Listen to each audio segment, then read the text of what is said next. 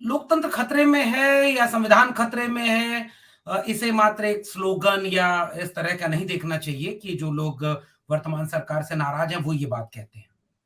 इस देश के इतिहास में आजाद भारत में पहली बार सुप्रीम कोर्ट के 4 जज प्रेस कॉन्फ्रेंस करके यह बात खुल करके कहते हैं कि हम इसलिए आज बोल रहे हैं ताकि 20 साल बाद कोई हमसे ये ना पूछे कि हमारी आत्मा मर चुकी थी क्या, जब लोकतंत्र को खत्म किया जा रहा था, संविधान की धज्जियां उड़ाई जा रही थी।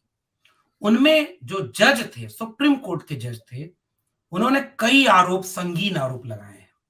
मैं आपके चैनल की इस बातचीत में सबसे शुरुआत में ये सवाल उठाता हूं कि उसके बाद क्या हुआ? उन आरोपों का क्या हुआ? उन उन सवालों का क्या हुआ जो सुप्रीम कोर्ट के जजों ने उठाया था?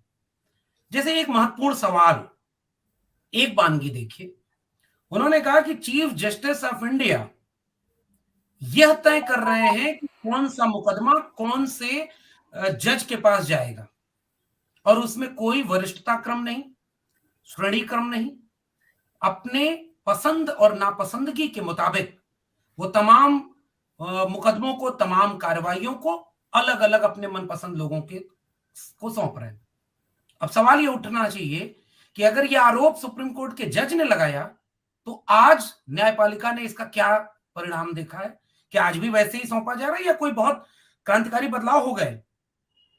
अगर जस्टिस चंद्रचूड़ इतने ही अच्छे हैं और भरोसा करते हैं, कई बार कुछ चीजें इतनी बर्बाद हो जाती है ना, जैसे आपका हक इतना छीन लिया जाए, और ये दुनिया भर के इतिहास में फासिस्ट ताकतों के सामने कहा भी गया कि जनता को इतना कमजोर कर दो कि वो जिंदा रहने को ही अपना सबसे बड़ा हक समझे और अधिकार समझे। मैं ये पूछना चाहता हूं कि न्यायपालिका अपने उन उन बुनियादी सवालों पर कहां खड़ी है? बतौर नागरिक मेरी जिम्मेदारी है मैं ये सवाल पूछूं। ईडब्ल्यूएस आरक्षण पर 40 याचिकाएं थी, सुनवाई कब की गई? क्या चुनावों को ध्यान में नहीं रखा गया? क्यों सुनवाई नहीं हुई? और सुनवाई हुई भी तो जो दलीलें थी, जो जो तमाम चीजें थी, और उसके बाद भी एसएलपी दाखिल हो चुकी है उसी मामले में, करोड़ों मुकदमे पेंडिंग हैं।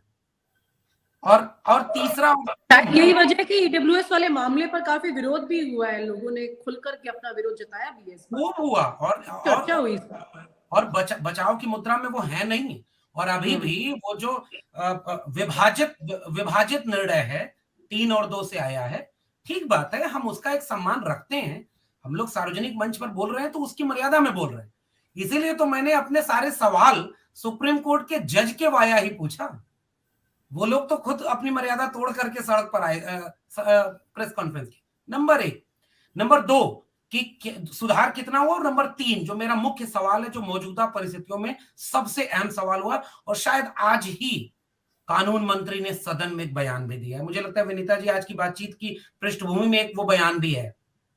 हम बिल्कुल उम्मीद करते हैं लोकतंत्र के उन स्वायत्त संस्थानों से जिनके ऊपर जिम्मेदारी होती है कि अगर कार्यपालिका पद भ्रष्ट हो, नीतियां अपनी बनाए जन विरोधी, तो वो स्वायत्त संस्थान खड़े होंगे, और वे स्वायत्त संस्थान इस देश के लोकतंत्र और संविधान को पक्ष में रख करके न्याय करेंगे।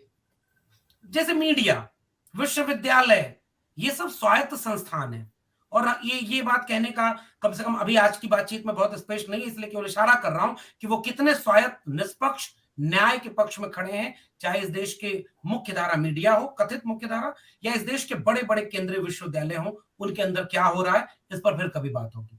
इसी तरह से न्यायपालिका तो एक बहुत मजबूत स्तंभ है, और अगर आपके देश में 85 से 90% आवाम जिस तबके से आती है, उसके कोई लोग अगर सुप्रीम कोर्ट में जज नहीं है, तो क्या 75 साल बाद अमृत महोत्सव मनाने वाले देश को एक बार विचार नहीं करना चाहिए? और अगर यह सवाल पहली महिला आदिवासी राष्ट्रपति सुप्रीम कोर्ट के चीफ जस्टिस ऑफ इंडिया और उसके कई और जजेस के सामने पूछती हैं, और वो ये कहते हैं कि मुंह तो मत खुलवाइए, आपके यहां बहुत कुछ हो रहा है, और वहां एक सिस्टम आता है, कोलेजियम सिस्टम। बाद में कभी विस्तार से फिर कभी बात होगी, अगर विनीता जी इस पर कोई बात होगी तो, 93 में कैसे इंदिरा साहनी जजमेंट के तुरंत बाद कोलेजियम आता है, और कोलेजियम आने का दुष्परिणाम यह होता है कि आज की तारीख में कोई भी शेड्यूल ट्राइब सुप्रीम कोर्ट में जज नहीं है, 2 शेड्यूल कास्ट जज हैं, एक ओबीसी जज हैं और उनकी क्या स्थिति है यह भी इस देश को जानना चाहिए। ये एक मौजूदा सवाल था जिसपे चीफ प्रेसिडेंट बोल रहे, president of India, vice president of India, कानून मंत्री बोल रहे। मुझे ये सवाल वाजिब लगता है। और आखिरी टिप्पणी केवल इस बात पर कि 370 के मामले में हो सुनवाई।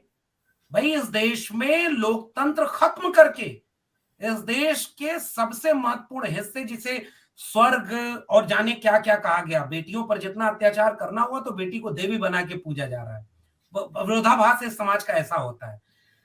मैं ये सवाल उठा रहा हूं कि लोकतंत्र जम्मू कश्मीर में कहां है, और अगर वो उन लोगों के पक्ष में था।